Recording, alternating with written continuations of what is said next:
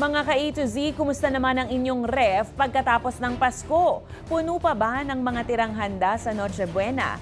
Posibleng isa rin kayo sa naghahain ng pangat o mga pagkaing iniinit ng pangalawa hanggang pangatlong beses.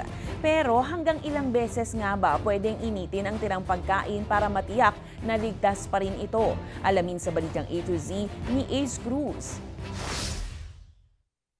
Karaniwan na pagkatapos ng Paskong maraming tirang pagkain tulad ni Nanay Richelle at ang kanilang lasanyang handa noong Christmas Eve. Bago hihaing muli, pinainit muna niya ito ng ilang minuto sa microwave oven.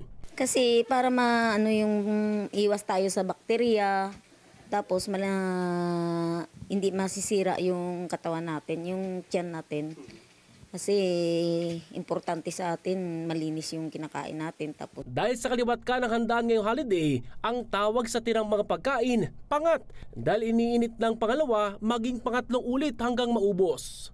Pero hanggat maari, ayon sa eksperto na si Dr. Risa Linel, isang beses lang dapat iniinit ang natirang pagkain. Dahil sa loob na ilang oras na bubuhay, ang mikrobyo sa pagkain na posibleng maging sanhi pa ng food poisoning. Again, iwasan po natin po yung pangat. Pangatlong beses ininit. Okay? Kung maaari po, kung magre-reheat po tayo, isang beses lang po sana. After that, kung may matitira pa rin, i-discard na po natin, itapon na po natin.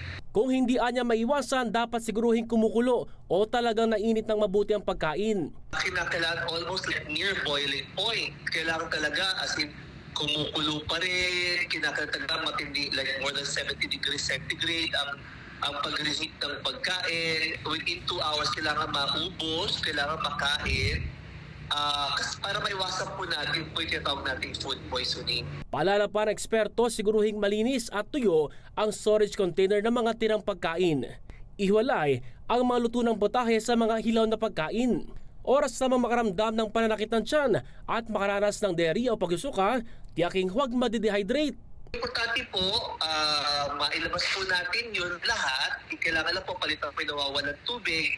So hydrate yourself, yung mga hydrating fluids po, Orisol, yung po maganon para po makatulong. Dagdag pa ng eksperto, amuyin muna ang tirang pagkain bago ihain at tiyaking maayos pa ang kondisyon para mairaos ang buong holiday season ng ligtas at malusog.